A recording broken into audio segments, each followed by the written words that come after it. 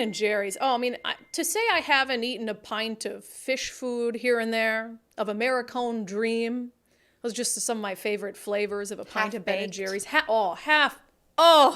Half-baked. But now no more. No more. I'm going to go straight Bud Light with Ben and Jerry's because their virtue signaling has just gotten out of control. One of my least favorite virtue signals is the stolen land stuff.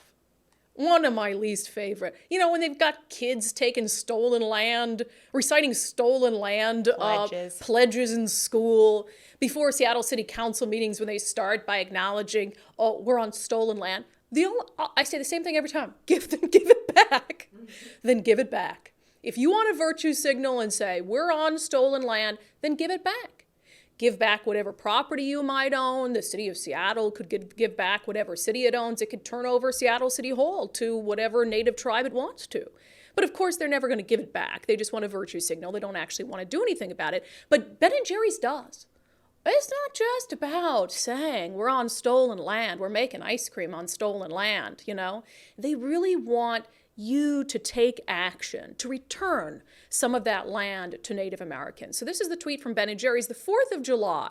It's high time, this 4th of July, it's high time we recognize that the U.S. exists on stolen indigenous land and commit to returning it. Learn more and take action now. And they put a little link there. And so I'm thinking, wow, they're going to give up all of their property, all of the ice cream shops that they've got. They're going to turn over proceeds from the sale of their fish food and their, what was yours, Nicole? Half-baked. Half-baked. They're going to turn that over to the indigenous people of this country, to Native Americans. They're going to give away the land where their factory is. I was like, wow, I'm really impressed. Except that's not what they want to do, of course. Ben and Jerry's has an idea for the first land that they want to help give back to Native Americans, and it happens to be Mount Rushmore. They say the U.S. was founded on stolen indigenous land. This July 4th, let's commit to returning it. And it says, the 4th of July. Who doesn't love a good parade, some tasty barbecue, and a stirring fireworks display? The only problem with all that, though, is that it can distract from an essential truth about this nation's birth. The U.S. was founded on stolen indigenous land. This year, let's commit to returning it. Here's why we need to start with Mount Rushmore. First of all, what are they going to do with Mount Rushmore if they get it back? Are they going to... blow it up? Blow it up? What do you do with the thing, right? Mm-hmm. It's got presidents on there that I imagine they don't particularly like because... And look, we did take the land from Native Americans. Right. I'm not denying that we took the land from Native Americans. We did, and I'm not defending the atrocities committed against Native Americans. The people who came to this country did what many other conquerors have done, and they took the land by force. I'm not going to deny any of that. But the idea that an ice cream company thinks that we ought to start by giving back stolen land, except none of the land that they own, none of the property that they own. Actually usable land. Or actually usable land.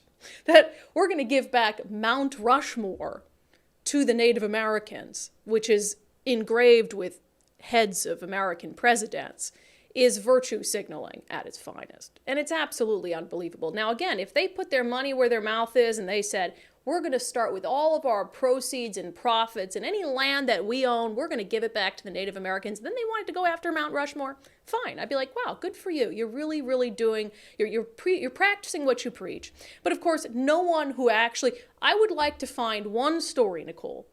Okay. One story of someone who actually returned their personal land to Native Americans. There's got to be one, right? I mean, think of how many people... Do you think there is? I think it's all virtue signaling. I don't think there is an example of how many entities, even at the Kraken game, right? Don't they have a land acknowledgement at the beginning of Kraken games? Yes. Fine, then give back the pledge. Give the climate pledge back. Mm-hmm. That's so dumb. Yep. I have to imagine it's even annoying for Native Americans. Well, I don't know. I'm not going to Wouldn't you speak be- for them, but there I at my am. niece's graduation, there were some Native Americans that got up and did the pledge themselves. So If Elizabeth Warren can speak for Native Americans, I can too. okay. Wouldn't you be annoyed if somebody stole something from you? Right.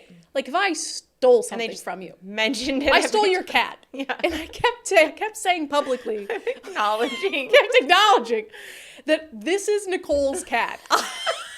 I stole it. I stole this cat. That's Oh, the God. snort. Oh, I have And it now. yeah, you have the snort jar. Okay, I'll give you some money later. But But then I never gave it back to you. right. But I kept being sanctimonious and telling people, I want to acknowledge that I thieved, is that a word? This cat from Nicole. Yep. She can't have it back. Nope. But it is stolen. Yeah, or my grandparents stole it, and I'm not giving it back. Yeah, so dumb. So I hate to do this, although I Crazy. shouldn't be eating Ben and Jerry's anyway. So this might make it easier. No cherry Garcia for you. No cherry. That's not. I don't like the cherry. I don't Garcia. either, but it's a good But name. fish food, all of that, half baked, no more. I'm going to save Okay. myself the probably 200 grams of sugar a pint, and say no more. I'm taking a stand on this stolen land.